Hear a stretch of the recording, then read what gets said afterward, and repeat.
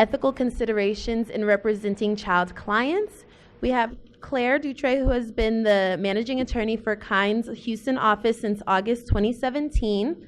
Claire's team helps provide holistic legal representation for children who are in immigration proceedings. Claire started at Kids in Need of Defense in November 2015 as a pro bono coordinating attorney, and then in 2016 as a senior pro bono coordinating attorney.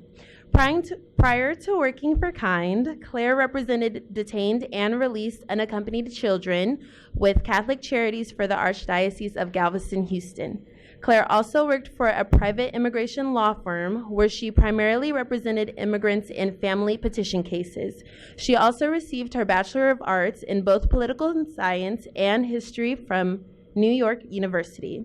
After graduating, Claire worked for Legal Aid Society in their mental health court program. She then graduated from Pace Law School with a focus on international law.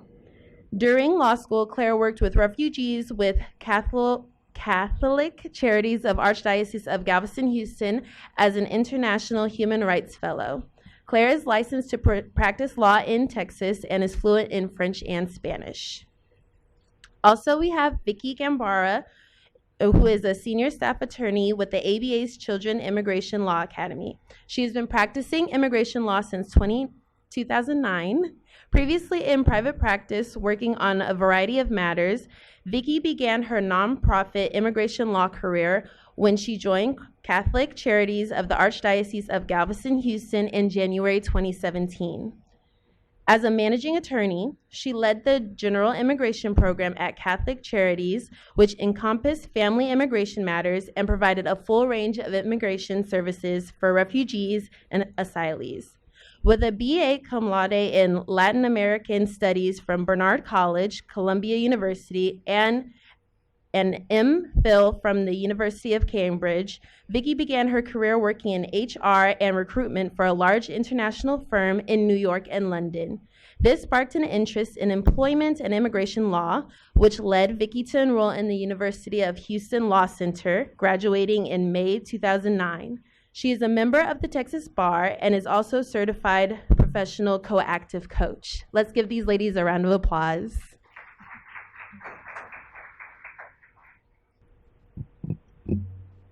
Hi there, my name is Vickie Giambra, and I'm a senior staff attorney with CILA, Children's Immigration Law Academy. And today we're going to talk to you about ethical considerations in representing child clients.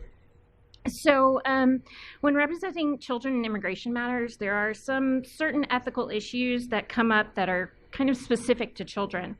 In addition, there's also other things to be aware of ethically in that there's other requirements that can be imposed on you, not just the Texas rules of professional conduct, but also there's a federal rules of practitioner conduct that apply to you when you are practicing in front of the immigration court, for example.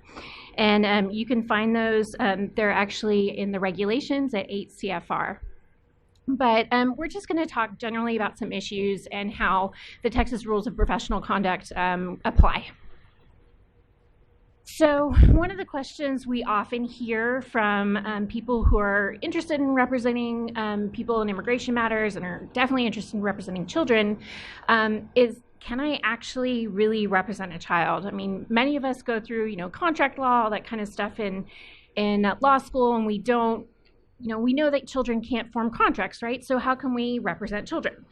Well, fortunately, this issue has really been talked about in the juvenile justice context, mostly. So the first case to really discuss it was In re Galt, and that was from the Supreme Court, and it was for juvenile matters, juvenile delinquency matters, showing that children had a right to be represented by an attorney in those matters.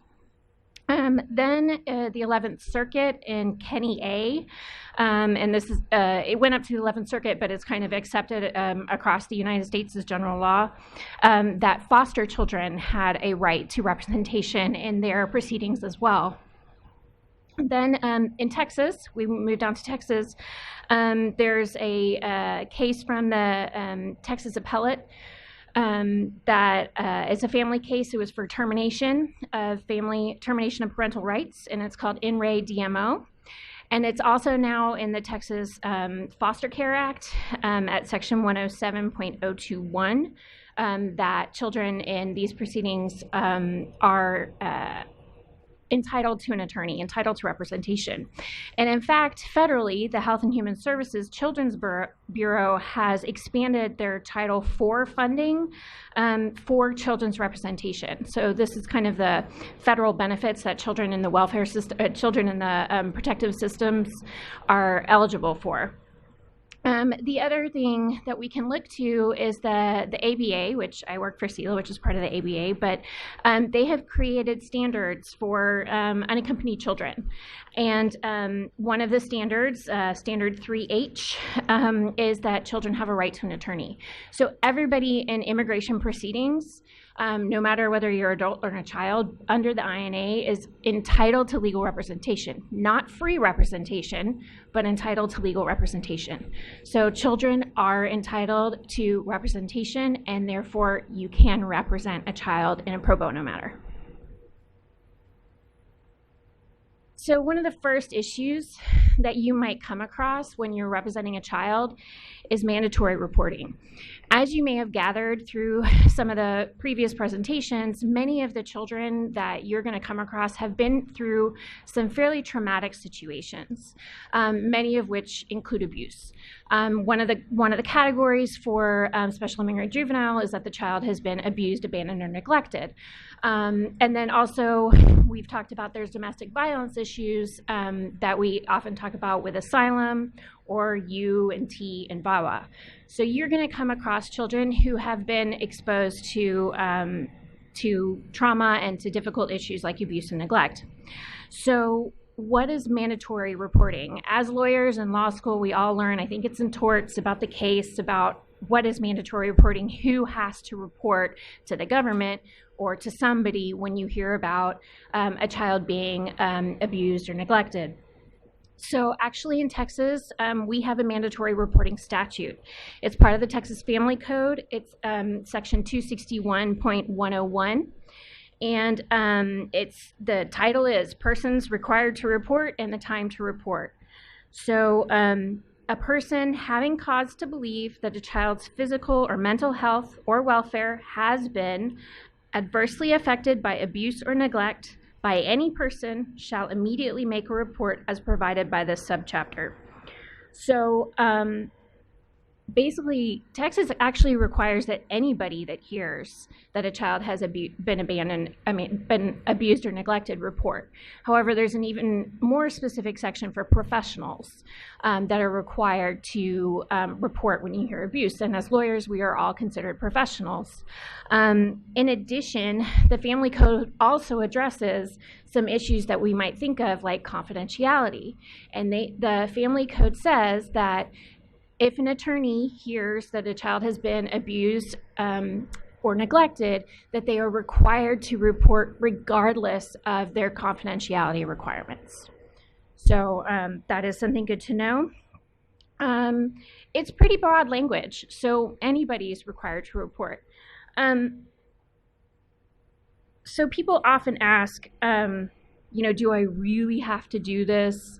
How do I know? Was the kid really abused? Were they really neglected? We have actually on our website, I know Laura mentioned that we have a lot of resources on our website. We have a resource on our website, a Q&A about mandatory reporting. And our recommendation is, I know we're lawyers, and I know we'll be tempted to go into an analysis. Has this kid been abused? Has this kid been neglected? But really what's enough is that you have a suspicion that the person has been abused or neglected. So that's when the duty to report kicks in. The other thing that comes up is a lot of the stories you're going to hear from the children, the abuse may have happened outside of the United States. Now, technically, under the law, that is not an exception. You are supposed to report even if the abuse happened outside of the United States. So the only exception for reporting is if the abuse happened when they were a child, but the person is now over the age of 18. Then there's an exception. You don't have to report it then. But the idea for when the kid is out, when the abuse happened outside of the United States, I've heard two sides to the debate. First is that if you report abuse from outside the United States, CPS, Children Protective Services, which is under the Department of Family and Protective Services, is not going to investigate. And that is certainly possible, that they will not investigate. But does that really mean that you shouldn't report at all? It's really a lawyer's call. But I think best practice would usually say that you report, even if you know CPS is not going to investigate. So how do you make a report if you hear a story that you think includes abuse or neglect? Well, you can report at the DFPS hotline, which is up there on the slide, or on their online form, which is the texasabusehotline.org. So I have done it. You can do it anonymously, but usually, especially when you're an attorney, they're going to want you to include some kind of way for them to contact you. If you're doing it online, you do have to make an account so that you can go back and check in and see what happened with the case. Other questions that tend to come up. Do I have to tell my client if I'm going to make a report? So as I said, you can make this anonymous and the identity of the person making the report is confidential. But it's probably best practice to discuss with your client your obligation to make a report from hearing that and involve them in the process, to the extent you can. And discussing this obligation and why, therefore, you may have to tell confidential information to somebody else. Because that's going to be hard for them to understand, because you've already told them that you're going to keep everything in confidence. But then you do need to explain that there's this part of the law that you can't avoid, that you are going to have to tell the authorities that the child has been abused or neglected. So the other question is, what if the report isn't true? Like, what happens if I report it and it's not true? So generally, a person acting in good faith who reports or assists in the investigation of a report of alleged child abuse or neglect is immune from civil or criminal liability that might otherwise be incurred or imposed. So that shouldn't be a worry for anybody. Is there a penalty for not reporting? What happens if you don't report? Well, the knowing failure to report in compliance with that section of the Family Code can result in a Class A misdemeanor, which can result in up to $4,000 fine and or a jail term of up to 1 year. So, that's another thing you need to consider if you're looking at, well, the abuse happened outside of the United States. Well, you still have an obligation to report it, and if somebody decides that you should have reported it, you can get in quite a bit of trouble for not doing so.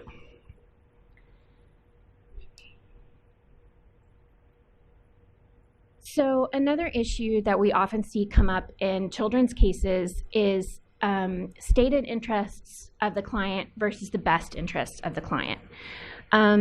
So Texas Rule 1.02 says a lawyer shall abide by a client's decisions concerning the objectives and general methods of representation. This extends to children as well. You must do what the child requests. So if, for example, the child says to you, I want to go home. I want to go back. I want to see my mom, or I want to see my dad, or I want to see my grandma. I just want to go home. It's your duty as their attorney representing them to follow their wishes. Generally, but what happens with that child, and you've talked to that child, and you know that they have a valid asylum claim, or they could definitely have a valid SIJ claim, or, for example, that person they want to go back and see is the reason they have a valid SIJ claim. What do you do then? Kind of, what do you think? Because in your heart, you're like, that is not what is best for the child. It doesn't really matter. As an attorney, you definitely have the responsibility to explain all of the options to the child and everything that is available to them so they can make a decision as to what they want to do. And you can explain to them that it may not be in their best interest to return or to do what they want to do, But regardless, you still have, if they still say, nope, I want to go home, you have to help them do that.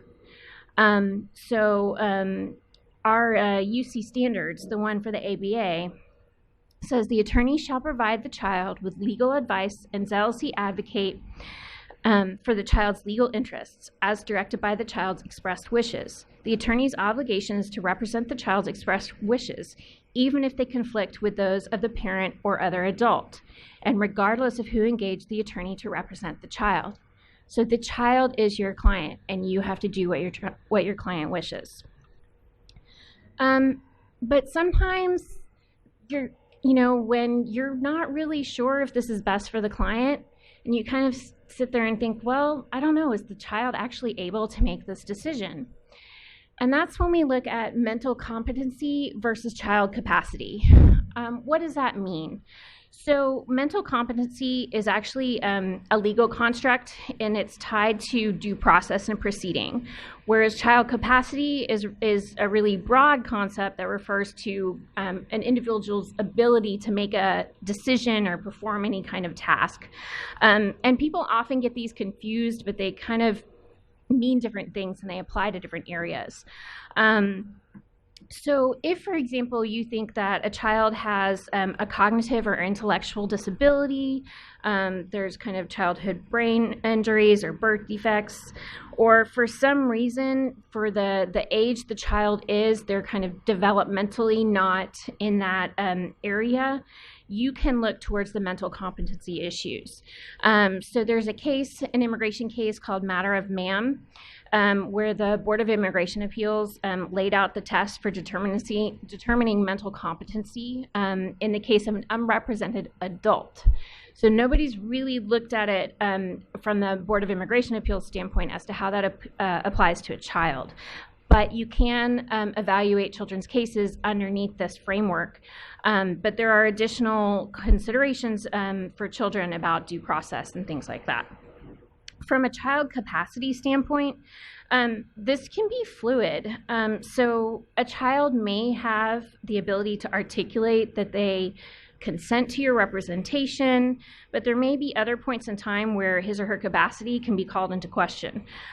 So if you have concerns about a particular client, you sense that something isn't quite right with this client, you're not sure they actually have the capacity to be making these decisions, there are other places that you can go and find help on this. One of them would be the Young Center, which I think they're going to be on a panel soon.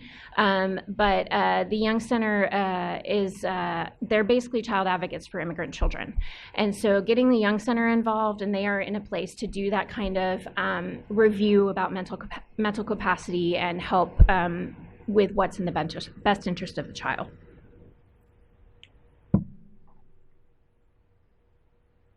All right. I am going to touch on confidentiality, competent and diligent representation, as well as your options when wanting to terminate representation. And then if you had any doubt about taking on a case, I will tell you why you should ethically. So confidentiality, it may surprise you or not, but even confidentiality rules still apply with children. So one of the first things we mention when we do our intro calls with our pro bono attorneys is that we really encourage the pro bono attorney to meet with the child one-on-one, and then also meet with the caretaker and the adult one-on-one. And that means that that conversation and anything that the child tells you during that conversation should remain confidential. Now, which means that sometimes you won't be able to share some of the information that you get from the child with the adult caretaker. Sometimes it's necessary for the representation to share, or sometimes it just makes things a little bit easier. And so then you would have to talk to the child about whether they're okay with that, and they would waive that confidentiality. Most of the time that's okay, but sometimes the child discloses really difficult things that happen to them in home country, and maybe they're just not comfortable at that point with their caretaker to know about these things, and they will decide that for now they don't want you to disclose that information. And I wouldn't assume anything has already been disclosed to the adult and vice versa. Some adults keep some things from their children about maybe sometimes how they became pregnant with their kid, or things that could just be very detrimental if you were the one to disclose them rather than in another setting. So that's another reason, apart from your ethical duty, but also just from like what we call trauma informed. And even the things that you think that a child would have talked to their parent about, such as maybe pregnancy, I would never assume that the parent or the caretaker already knows about it. And just making that clear.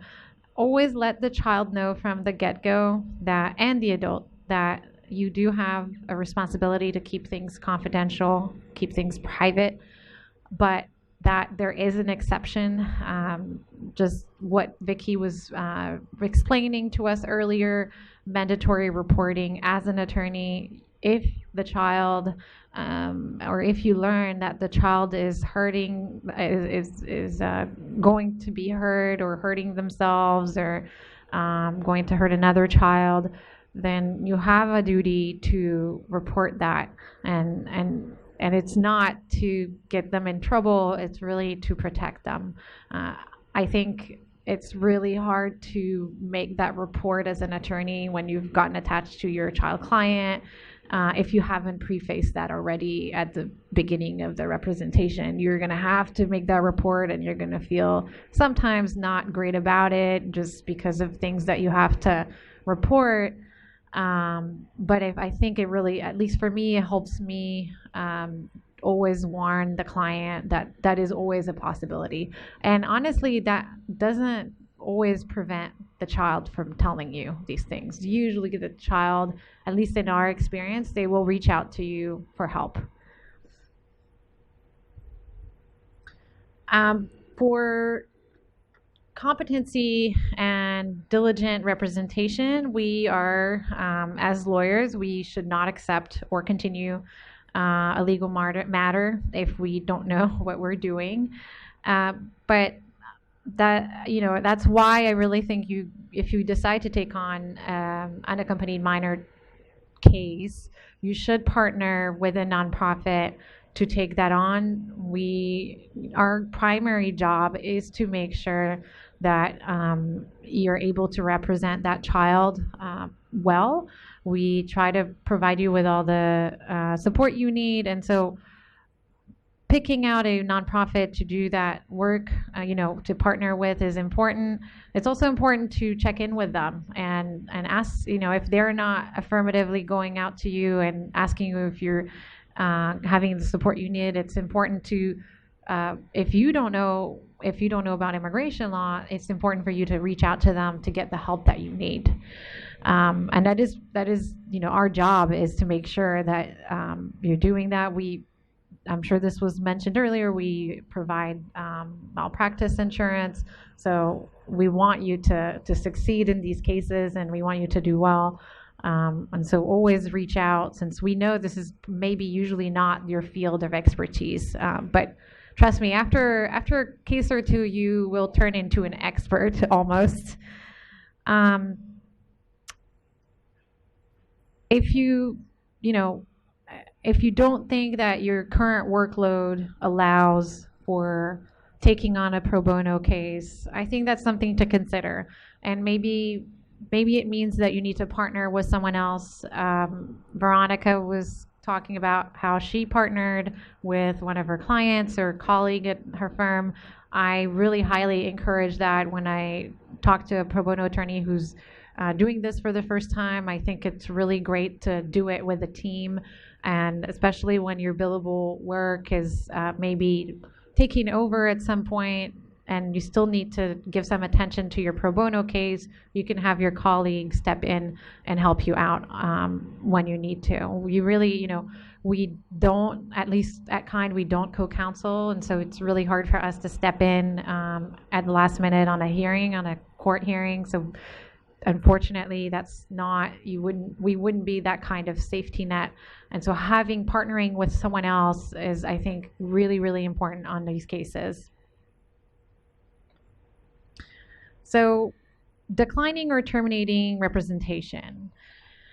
Unless there's some sort of conflict or something that allows you to terminate, just the fact that the case is just becoming too much work, or that kind of thing, is really not going to be okay to stop representation. The nonprofits, we really do not have the resources to take cases back. And so, we really, really highly encourage to continue representation. We do try to find ways, and we can work with you to find ways to get you more support if that's an issue. But just keep in mind that pro bono cases are still just like all your other cases. You still have to abide by their ethical rules when you want to terminate a case. So just to remind you of, and I think I'm running out of time, so maybe I should just end on this slide. The Texas Lawyers Creed does remind us that we need to think about committing myself to an adequate and effective pro bono program. It's part of as lawyers, it's part of our duty to give back, and one way you can do that is by taking on a pro bono case of a child. Do you guys have any questions? Yes. Yes.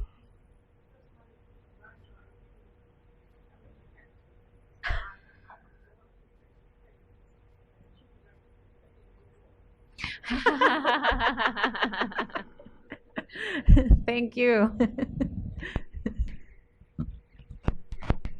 Other questions? Okay. All right. Thank you so much for listening.